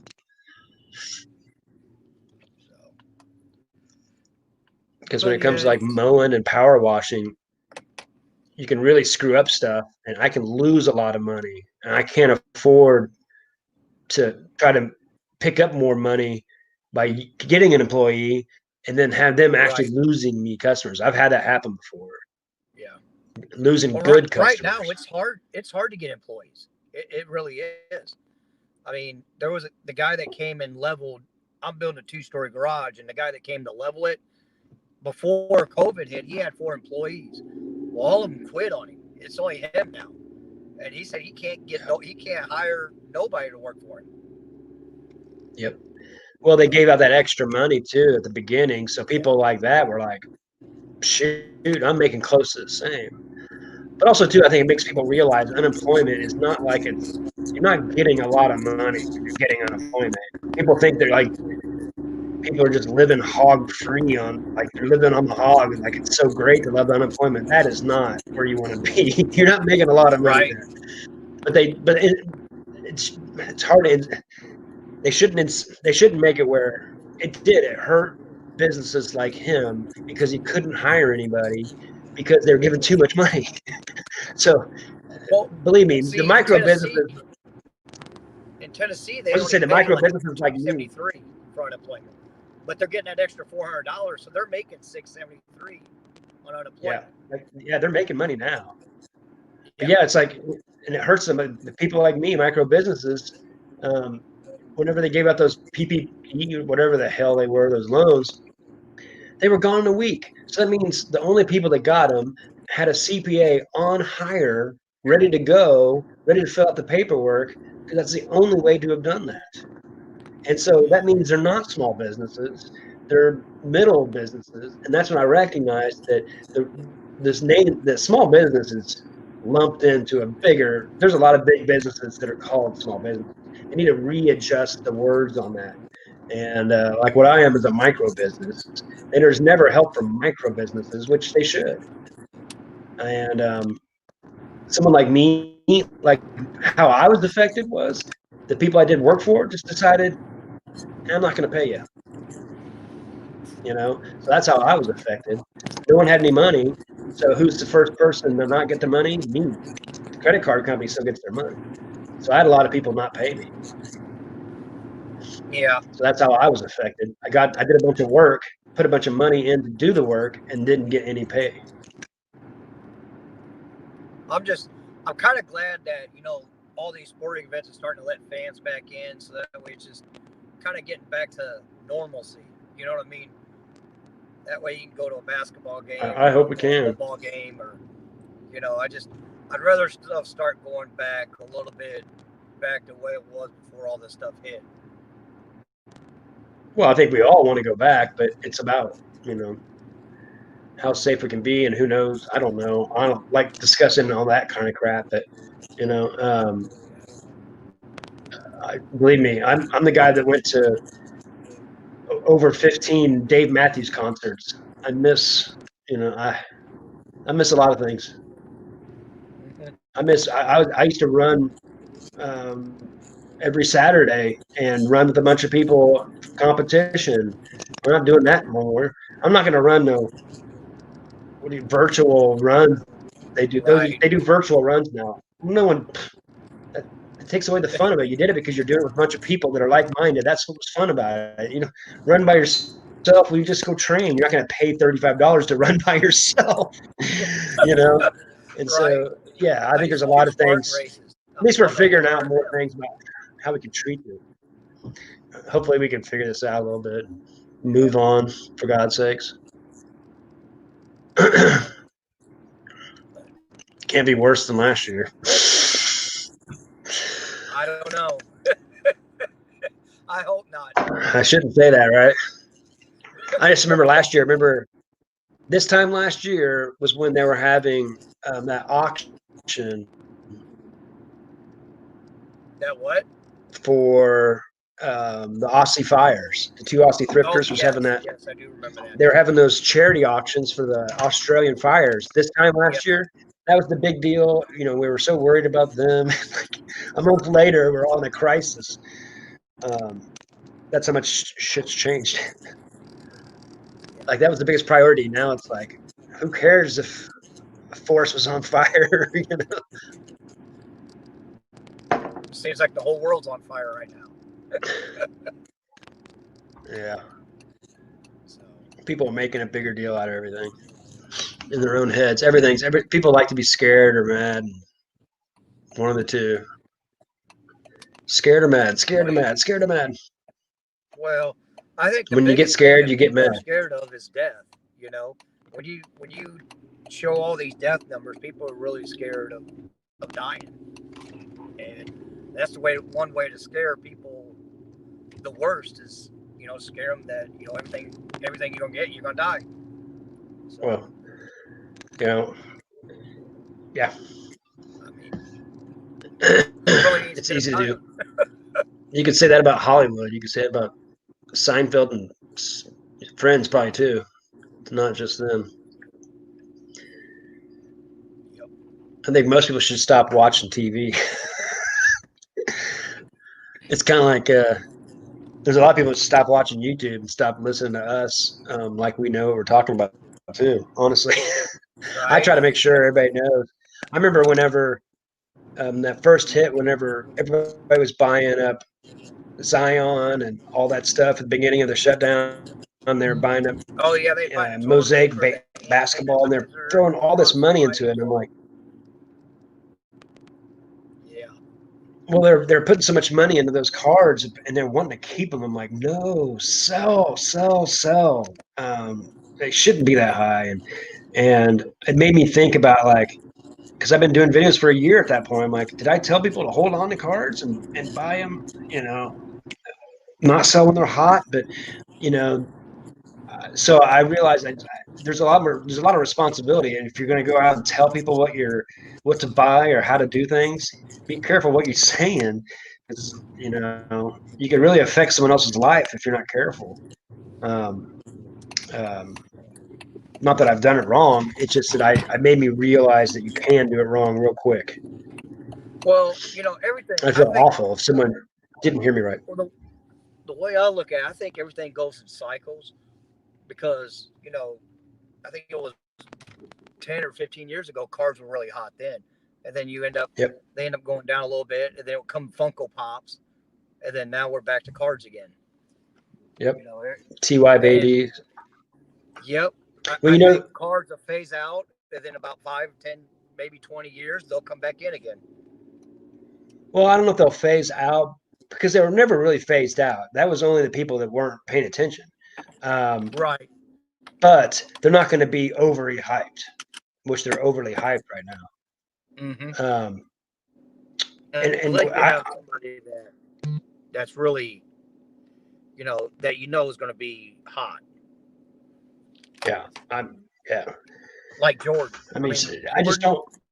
Well, I just thought it was so much smarter to buy stuff that's usable goods that people need. It's not going down. You buy a Patrick Mahomes card for $600. It's a rookie autograph, and he gets hurt, and it's a debilitating injury. That's going down to almost nothing. So, yeah, I realized that I can't have all my eBay products being stuff that could be literally nothing tomorrow. That's not a good business model. I'll be right back. I'm gonna make this delivery.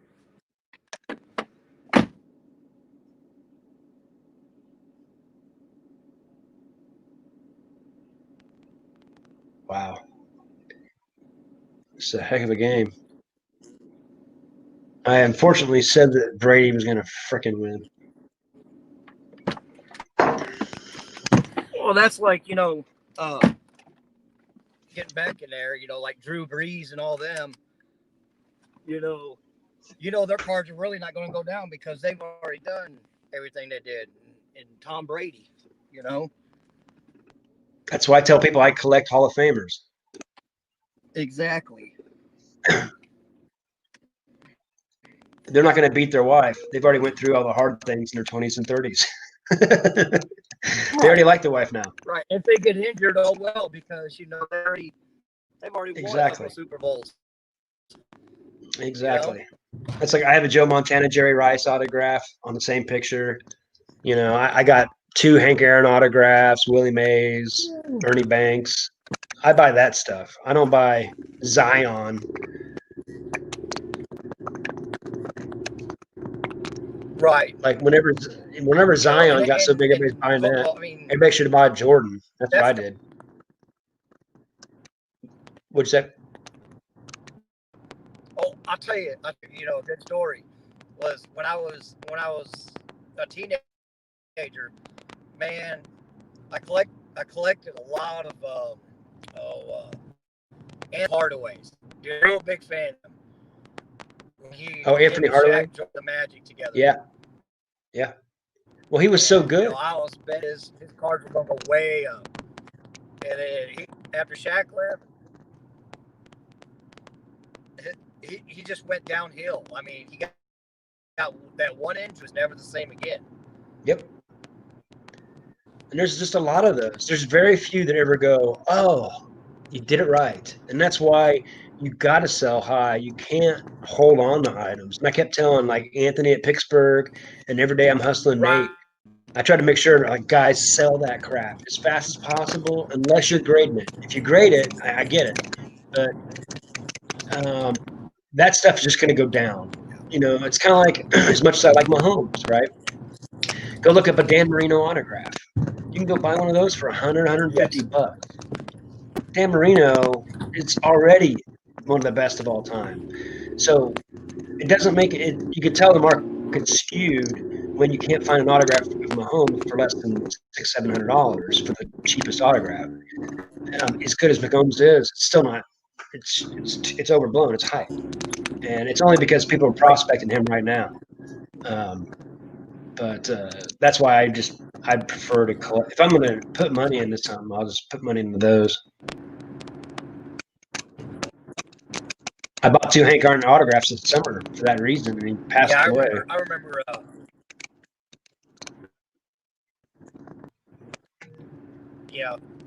But Bo Jackson was another one. Everybody was collecting his rookie cards. I mean, there was some Bo Jackson $65 when I was a kid. And then he got that hurt, and I think it was Oakland, and was never could play again. And then his stuff went just completely shot. Right. Think about all those guys that collected RG3 that first year. I'm sorry, you're cutting out there. I was say it was RG3. Oh, yeah. He had such a good first year. I mean, he got all the way to the playoffs. Yep. He was almost single-handedly doing it. His team wasn't that good. And so how many guys are out there buying up all his cards, getting it while they could, and then he gets hurt, and he's been a backup ever since. And most of those people never recovered any of that money. And I've done that myself, so I just know from past experience. The only one I got right was Albert Pujols. I didn't try a lot of different ones, but I tried a few. Albert Pujols, though, I went real heavy into him, and he's done well. Right. I mean, he's got numbers that some of them will never probably be broken, honestly. I mean, it's nice to get, but to hang on to a little much risk on, especially in football. Baseball, but it's a little different, but especially in football, because all that one injury, they're pretty much shot. Yeah, but I do like how football, you can be a good quarterback on a crappy team and still you actually throw up a lot of numbers because you're always behind. Oh, he lost him. So I do like that about it. But if you're like you were saying about Anthony Hardaway, he was a great player when he had Shaq, and then when he lost Shaq, he was just an average player. And so yeah, it'd be hard. I don't like to invest in them. Yeah, I have a bunch from my childhood. I had a Bo Jackson autograph for a while. I sold it whenever everything went real high. I just sold it. I know I can go looking for another one and find one. People don't look for them enough. You can find auctions going. And that's another hint about eBay. If you see an auction going and it says ending at Tuesday at noon, set your alarm. If it's something you like, there won't be anybody there. That's all right. Thanks for coming on. I got to get off here anyway. I plan on coming on second half of the Chiefs game anyway. I just called on that I was avoiding listing.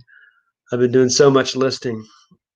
You know how it is. You get on a roll, you almost can't stop. You get on the flow. Thanks for coming on, Glenn. And I'll check your email there. And what was your first name? Holy crap, I forget your first names. Wow. Sorry. Not very good with names. But I appreciate y'all. And thanks for coming on. And I'll probably come on later. Not that I don't really care if anybody comes on. But I can't really watching the Chiefs game, I can't really take it, so I have to do something. This way I can yell at my computer. You should see my Super Bowl one last year. I'm like dancing and stuff. It's pretty funny actually. It's one of the few videos I've ever watched over again. I think I've watched it a couple of times over because it's just too funny. Mac, that's right. I should remember that, right? It's not a Thanks, Steve, for joining. Appreciate you. But grind on, friends.